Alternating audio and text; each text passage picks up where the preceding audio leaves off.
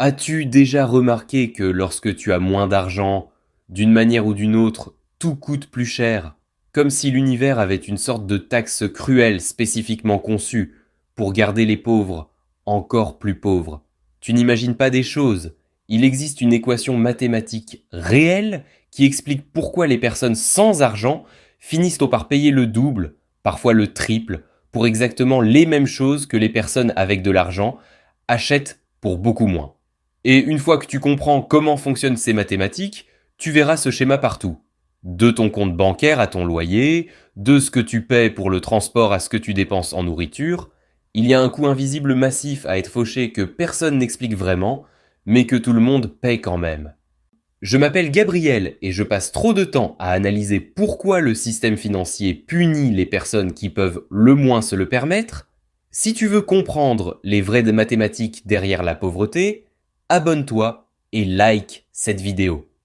Maintenant, avant de plonger dans les chiffres spécifiques, laisse-moi te donner un exemple parfait de comment cela fonctionne. Imagine deux personnes qui ont besoin de la même paire de bottes pour le travail. La personne avec de l'argent achète une paire de bottes à 200 $ qui dure 5 ans. La personne sans argent ne peut se permettre que des bottes à 50 $ qui durent 6 mois. Pendant ces mêmes 5 ans, la personne pauvre achètera 10 paires de bottes à 50 $ chacune, dépensant 500 $ au total. La personne avec de l'argent a dépensé 200 $. Même bottes, même but, mais la personne sans argent a payé 2 fois et demi plus simplement parce qu'elle ne pouvait pas se permettre l'option la moins chère à long terme. Et ce n'est pas seulement à propos des bottes. Ce schéma se répète dans littéralement chaque aspect de la vie financière. Commençons par quelque chose que tu paies probablement en ce moment même et dont tu ne te rends même pas compte. Les frais bancaires. Si tu as de l'argent à la banque, tu ne paies probablement pas de frais mensuels. En fait, si tu as assez d'argent qui reste là, la banque te paie probablement des intérêts juste pour garder ton argent chez eux. Mais si tu es pauvre, si tu vis de paie en paie, tu paies probablement des frais mensuels de maintenance, des frais pour solde bas, des frais de découvert, des frais pour utiliser des guichets automatiques hors réseau parce qu'il n'y en a pas de ta banque près de chez toi. Ces frais peuvent facilement s'additionner à 30, 40, 50 $ par mois. C'est 600 $ par an que tu paies juste pour le privilège d'avoir un compte bancaire. Pendant ce temps, la personne avec 10 000 $ assis dans son compte ne paie rien. En fait, elle gagne peut-être 50 $ par an en intérêt. Donc le système la paie, littéralement, pendant qu'il te facture. Les mathématiques deviennent encore pires quand tu regardes les découverts. Disons que tu es à court de 5 $ dans ton compte et que tu utilises accidentellement ta carte de débit. La banque te facture des frais de découvert de 35 $. Tu viens de payer effectivement 700% d'intérêt sur un prêt de 5 $ que tu n'as même pas demandé.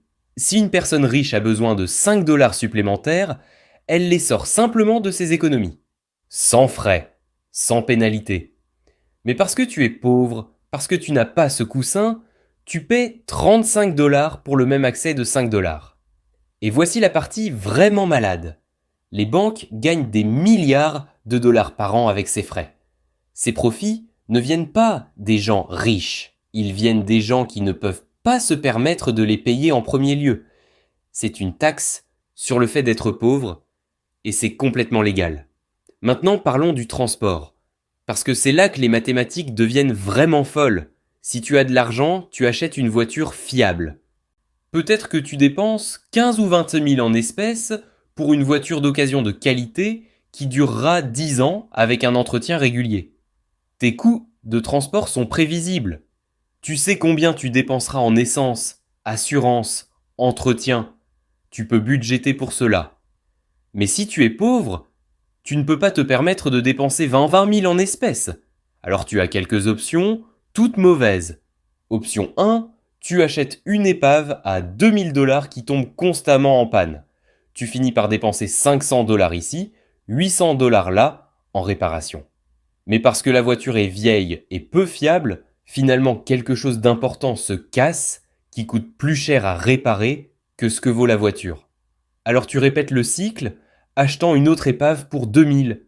Pendant 10 ans, tu pourrais facilement acheter 4 ou 5 de ces voitures, dépensant 8 à 10 000 en achat plus 10 à 15 000 supplémentaires en réparation constante. C'est 20 à 25 000 dollars comparé aux 20 000 que la personne riche a dépensé, sauf que sa voiture fonctionne encore et la tienne est à la casse.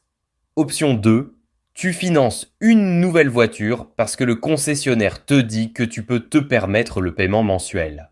Mais parce que ton crédit est mauvais, à cause d'être fauché, tu obtiens un taux d'intérêt de 12 ou 15% au lieu des 3 ou 4% qu'obtient quelqu'un avec un bon crédit.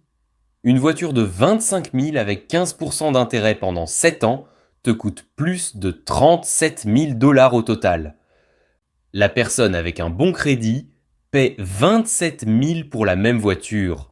Tu as payé 10 000 dollars supplémentaires juste parce que tu es pauvre et as un mauvais crédit. Option 3. Tu ne peux pas te permettre une voiture du tout. Alors tu utilises les transports en commun ou les services de covoiturage. Cela pourrait sembler moins cher, mais fais les mathématiques. Si tu dépenses 10 dollars par jour en transport pour aller et revenir du travail, c'est 200 dollars par mois, 2400 par an. Pendant 10 ans, c'est 24 000 dollars avec zéro pour le montrer à la fin. Pas d'actifs, pas de voiture que tu possèdes, juste des reçus de trajet que tu as pris il y a des années. Donc, peu importe quelle option tu choisis quand tu es pauvre, tu finis par payer plus pour le transport que la personne qui pouvait se permettre d'acheter une voiture fiable en espèces dès le départ. Les mathématiques sont complètement empilées contre toi. Parlons du logement, parce que c'est là que la taxe sur la pauvreté devient absolument obscène. Si tu as de l'argent et un bon crédit, tu achètes une maison. Disons une maison de 300 000 avec 20% d'acompte. Ton hypothèque de 30 ans à 4% te coûte environ 1400 par mois. Pendant 30 ans, tu paies environ 504 000 au total, mais ensuite tu possèdes un actif qui vaut probablement le double à ce moment-là. Mais si tu es pauvre, tu ne peux pas épargner 60 000 pour un acompte. Alors tu loues. Peut-être que tu paies 1500 par mois pour un appartement. C'est plus que le paiement hypothécaire de la personne riche. Mais tu n'accumules pas de patrimoine. Tu ne gagnes pas d'appréciation. Tu rends juste ton propriétaire plus riche chaque mois. Pendant ces mêmes 30 ans, tu paies 540 000 en loyer avec zéro pour le montrer. La personne qui a acheté une maison a payé moins mensuellement et a fini avec un actif. Tu as payé plus et tu as fini avec rien. Mais attends, ça empire. Parce que tu es un locataire au lieu d'un propriétaire, ton loyer peut augmenter chaque année.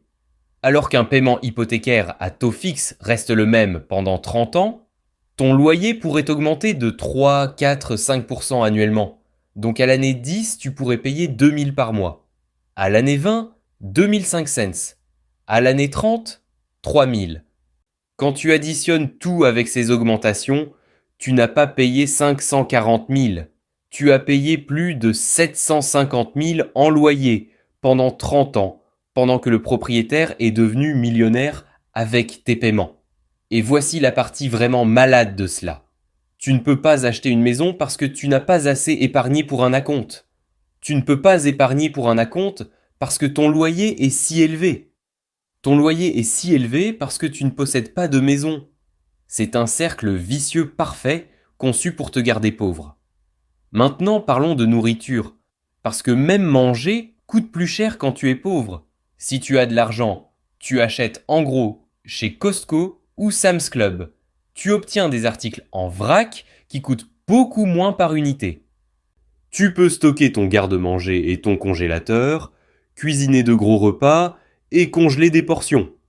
Tu manges sainement parce que tu peux te permettre d'acheter des produits frais et des protéines de qualité en quantité, mais si tu es pauvre, tu ne peux pas te permettre l'adhésion à l'entrepôt. Tu ne peux pas acheter en gros parce que tu n'as pas le montant initial en espèces, même si c'est moins cher par unité.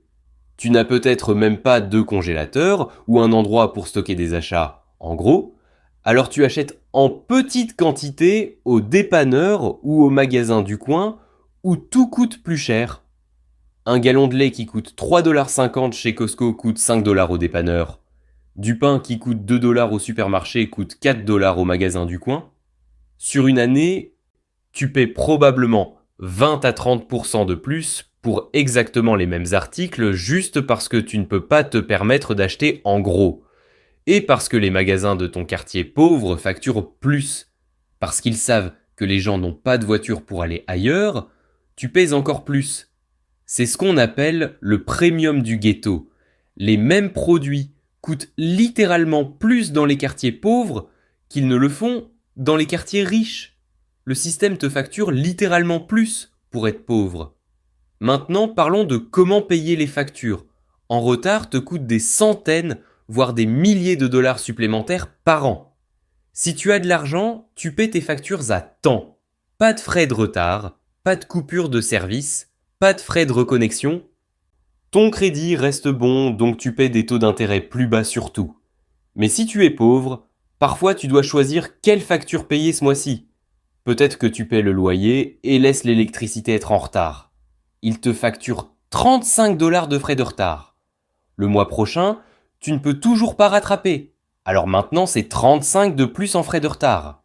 Finalement, il coupe sur ton service. C'est 50 $ de frais de reconnexion.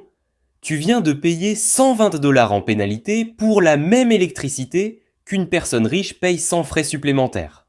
Et cela se répète pour chaque service.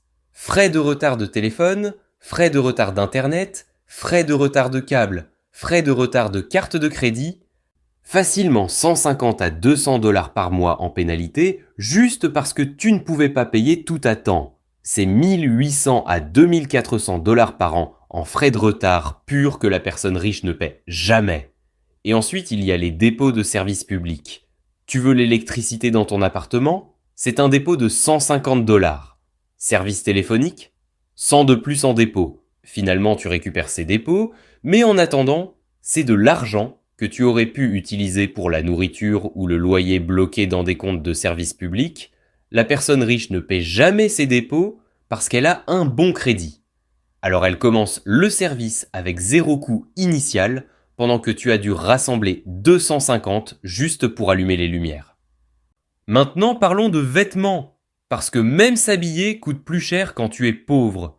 Si tu as de l'argent, tu achètes des vêtements de qualité qui durent des années. Peut-être que tu dépenses 100 $ pour une bonne paire de jeans qui dure 5 ans, 20 $ par an. Mais si tu es pauvre, tu ne peux pas te permettre de dépenser 100 d'un coup. Alors tu achètes des jeans à 30 $ qui durent 1 an. Pendant 5 ans, tu dépenses 150 en jeans comparé au 100 de la personne riche. Et cela s'applique à tout. Chaussures, manteaux, vêtements de travail, tout.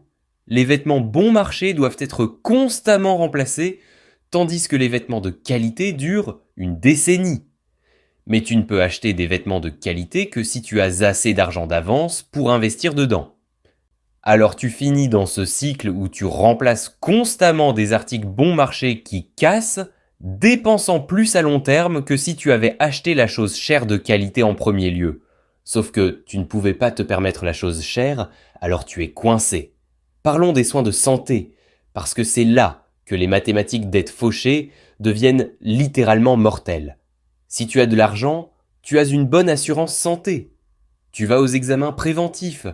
Tu attrapes les problèmes tôt quand ils sont bon marché à réparer. Ta quote-part pour voir le docteur est de 20 $. Tes médicaments sur ordonnance coûtent 10 ou 15 $ par mois. Tu restes en bonne santé parce que tu peux te permettre des soins préventifs. Mais si tu es pauvre, tu n'as probablement pas d'assurance ou tu as une assurance terrible avec des franchises massives. Alors tu ne vas pas chez le docteur, à moins que ce soit une urgence, parce que tu ne peux pas te permettre la quote-part de 100 $ pour une visite sans assurance. Cette douleur dans ta poitrine? Probablement rien. Cette bosse étrange, elle disparaîtra probablement toute seule. Tu ignores les problèmes jusqu'à ce qu'ils deviennent des urgences, parce qu'aller chez le docteur semble financièrement impossible. Puis quelque chose qui aurait pu être facilement réparé avec une visite de 100 $ devient un séjour à l'hôpital de 10 000 $. Maintenant, tu es dans une dette médicale massive. ce qui détruit encore plus ton crédit, ce qui rend l'emprunt d'argent plus cher, ce qui te garde plus pauvre. C'est un cercle vicieux complet alimenté par ne pas pouvoir se permettre des soins préventifs, et voici ce qui est vraiment malade. Les pauvres vont souvent aux urgences pour des soins de base parce qu'ils ne peuvent pas obtenir de rendez-vous avec des docteurs ou n'ont pas d'assurance. Une salle d'urgence pourrait facturer 500 $ pour quelque chose qu'une clinique normale traiterait pour 75, mais si tu n'as pas d'assurance, la salle d'urgence doit légalement te traiter. Une clinique peut te refuser. Alors tu finis par payer 7 fois plus pour les mêmes soins parce que c'est ta seule option. Parlons de l'éducation, parce que la taxe sur la pauvreté affecte même comment tu apprends de nouvelles compétences. Si tu as de l'argent, tu investis dans l'éducation qui augmente ton potentiel de revenus. Peut-être que tu dépenses 5 000 pour un programme de certification qui augmente ton salaire de 21 000 par an. C'est un retour de 400% sur ton investissement la première année, mais si tu es pauvre, tu ne peux pas te permettre 5 000 d'avance. Alors soit tu n'obtiens pas la certification et restes dans ton emploi mal payé, soit tu contractes des prêts étudiants à 9% d'intérêt. Maintenant, cette certification de 5 000 te coûte 8 000 une fois que tu paies l'intérêt du prêt. Tu as payé 60% de plus pour la même éducation juste parce que tu n'avais pas l'argent d'avance. La personne riche investit 5 000 et obtient un retour immédiat. Toi, tu payes 8 000 et prends des années à rembourser la dette pendant ce temps. Maintenant, voici où toutes ces mathématiques s'assemblent de manière qui te feront vouloir crier. Chacun de ces coûts supplémentaires pour être fauché, les frais bancaires, le transport plus cher, le loyer plus élevé, la nourriture plus chère, les frais de retard, les vêtements moins chers qui nécessitent un remplacement constant, les soins de santé plus coûteux, tout s'accumule pour te garder pauvre. Ce n'est pas seulement qu'être pauvre est cher, c'est qu'être pauvre est tellement cher qu'il est presque impossible de cesser d'être pauvre. Les mathématiques sont conçues pour te garder exactement là où tu es. Prenons quelqu'un qui gagne 30 000 par an. Après impôt, il ramène environ 2 000 par mois. S'il paie toutes ses taxes sur la pauvreté, frais bancaires de 50 par mois, transport supplémentaire de 100 par mois comparé à posséder une voiture fiable, loyer supplémentaire de 200 par mois comparé à une hypothèque, coût de nourriture supplémentaire de 75 par mois, frais de retard et pénalité de 30 par mois, coût de soins de santé supplémentaires de 50 par mois. C'est 505 $ par mois en taxes sur la pauvreté. 6 060 par an qu'il paie juste pour être pauvre. Maintenant, imagine s'il n'avait pas à payer ces 6 000. Il pourrait épargner un fonds d'urgence, il pourrait acheter une voiture fiable, il pourrait faire un acompte sur une maison, il pourrait investir dans l'éducation, il pourrait échapper au piège de la pauvreté, mais parce qu'il doit payer 6 000 supplémentaires par an juste pour survivre, il ne progresse jamais. Il travaille aussi dur que quelqu'un gagnant 30 000 avec de l'argent, mais il ne vit effectivement qu'avec 24 000 parce que 6 000 vont aux taxes sur la pauvreté. Et voici la partie qui devrait vraiment te mettre en colère. Ce système est intentionnel. Les banques gagnent des milliards avec les frais de découvert. Les propriétaires gagnent plus en louant qu'en vendant. Les prêteurs automobiles gagnent des fortunes sur les prêts à taux d'intérêt élevés aux pauvres. Les sociétés de prêt sur salaire existent littéralement pour presser les gens qui n'ont pas d'option. Tout le système est conçu pour extraire la richesse des personnes qui peuvent le moins se le permettre. Ce n'est pas une erreur, ce n'est pas un effet secondaire accidentel, c'est la caractéristique centrale de comment fonctionne notre système économique. Alors, que fais-tu avec cette information ? Premièrement, tu reconnais que si tu paies ces taxes sur la pauvreté, ce n'est pas ta faute, tu n'es pas stupide, tu n'es pas paresseux. Tu es coincé dans un système mathématique conçu pour te garder coincé. Deuxièmement, tu cherches toute façon possible de briser ces cycles, même si c'est juste un à la fois. Peut-être que ça signifie consolider les dettes pour échapper aux frais de découvert. Peut-être que ça signifie acheter en gros, même si tu dois emprunter à un ami pour faire l'achat initial. Peut-être que ça signifie conduire une épave une année de plus pendant que tu épargnes pour quelque chose de fiable au lieu de financer. Chaque cycle que tu brises t'économise de l'argent qui peut être utilisé pour briser le prochain cycle. Et troisièmement, tu comprends que la seule vraie façon d'échapper est d'augmenter tes revenus tout en maintenant tes dépenses stables. Parce que quand tu gagnes plus mais ne dépenses pas plus, soudain tu peux te permettre les choses qui économisent vraiment de l'argent. Tu peux acheter en gros, tu peux acheter en espèces, tu peux éviter les frais de retard parce que tu as un coussin. Tu peux investir dans des choses qui paient des dividendes au lieu de simplement survivre. Les mathématiques d'être fauché sont brutales et injustes, mais les comprendre est la première étape pour en échapper. Si cette vidéo t'a ouvert les yeux sur combien tu paies en plus pour être pauvre, like et abonne-toi. Dis-moi dans les commentaires laquelle de ces taxes sur la pauvreté te frappe le plus durement. On se voit dans la prochaine.